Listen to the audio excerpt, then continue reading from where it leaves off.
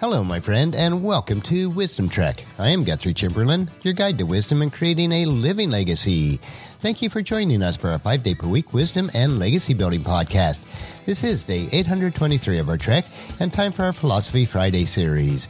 Each Friday, we will ponder some of the basic truths and mysteries of life and how they can impact us in creating our living legacy. As we continue on this trek called life, sometimes we have questions about life. So our Friday trek is a time where we can Ask Gramps. Gramps will answer questions that you would like to ask your dad or granddad, but for whatever reasons, that is not possible. No matter how old we are, I know that all of us would like an opportunity to go back and ask Dad or Gramps questions about life in many areas. We will address areas such as finances, relationships, health and fitness, business and work, home repairs and renovations, seasons of life, spiritual and biblical questions, and any other areas that come our way. As your fellow sojourner and mentor on this trek that we call life, it is Gramps' goal to provide you with practical wisdom and advice about any area of life. It is crucial that I receive a constant flow of questions, so please submit your questions to Guthrie at wisdom-trek.com, and Gramps will answer your questions on our Friday podcast. We are broadcasting from our studios at the Big House in Marietta, Ohio. Nearly all of us have to work at some sort of occupation in order to live and to meet our financial obligations. From the very beginning of creation, God created us to work. Genesis chapter 2, verse 15 tells us, "The Lord God placed man in the Garden of Eden to tend and to watch over it." Granted, because of the choices that Adam and Eve made in the garden to disobey God's command, work became more difficult than necessary. But that is not where work began. It began at the beginning. My experience is that most people don't love their work. Many like it, some tolerate it, but it is a minority who find the work that they love and also support their lifestyle. So our question for today is, "Hey Gramps, I'm really struggling to enjoy my work. How can I change my situation?"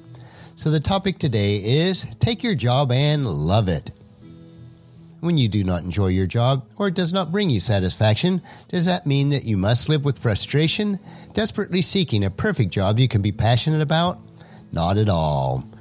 First of all, as with most things in life, your choice of attitude about your job will determine your level of satisfaction that you do have. You can and should choose to find enjoyment in your work.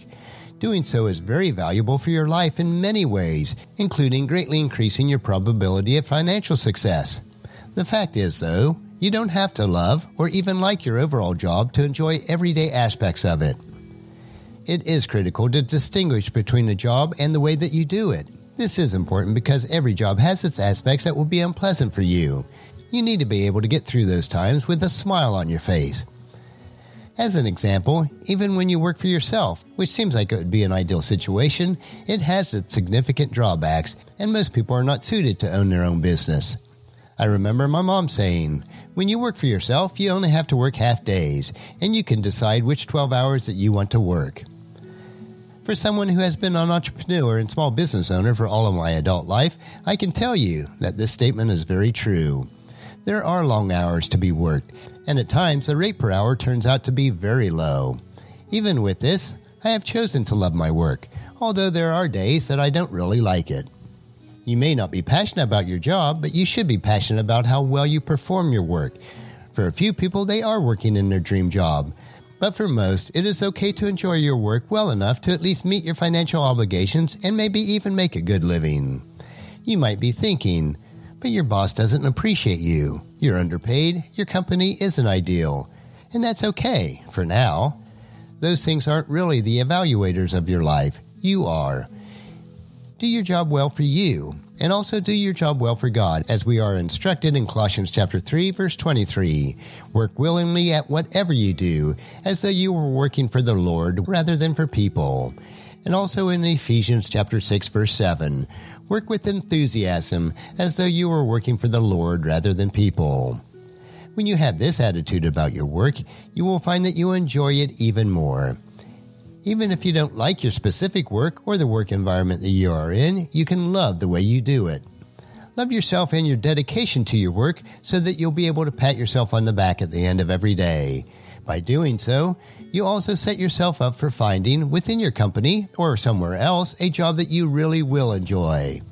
Are you concerned about being stuck in the same job for life? Well, don't worry about that. Individuals who emphasize the positive and rewarding aspects of their job don't stay in unpleasant jobs for very long. They either get promoted or use their positive record to get a more fulfilling job. You must consider your job as your calling or your ministry. It is also a means to provide for yourself and your family, but that is only a portion of your life. Other than your job, what is your passion in life? Do you love to learn, or teach, or write? Are you fervent about cooking, sports, cars, or clothes? Do you have a wonderful friend or a family that you adore? If you have these other things, then you have found your purpose for doing your very best, even if you don't enjoy all aspects of your work. None of us enjoy every aspect of our work, and that's okay. I am not saying or encouraging you to stay in the jobs that make you miserable and find all your joys elsewhere. If you dislike the job that you are in, start training and preparing in your off time for a better one. Plan and prepare, then you'll be ready for a better job when it does come your way. Remember, while you are searching for that perfect job, enjoy the way that you are doing the present one, and keep celebrating and expanding all the other joys in your life that surround you. Next week, we will have a different question to Ask Gramps. Gramps will answer any questions that you may have about life and will provide you with practical wisdom about any area of life. Please submit your questions to Guthrie@wisdom-trek.com, and Gramps will answer them on our Friday podcast with wisdom and philosophy that Gramps has gained over the many years of experience and study. I know that you'll find these insights interesting, practical, and profitable in living a rich and satisfying life. Our next trek is Meditation Monday, where we will help you to reflect on what is most important in life. So encourage your friends and family to join us and to come along with us on Monday for another day of Wisdom Trek, creating a legacy. If you'd like to listen to any of the past 822 daily treks or read the associated journals, they are all available at wisdom-trek.com. You can also subscribe to iTunes or Google Play so that each day's trek will be downloaded to you automatically. And thank you so much for allowing me to be your guide, your mentor, but most importantly, I am your friend as I serve you through the Wisdom Trek podcast and journal. And as we take this trek of life together, let us always live abundantly, love unconditionally, listen intentionally, learn continuously, lend to others generously, lead with integrity, and then leave a living legacy each day. I am Guthrie Chamberlain, reminding you to keep moving forward, enjoy your journey, and then create a great day every day. See you on Monday.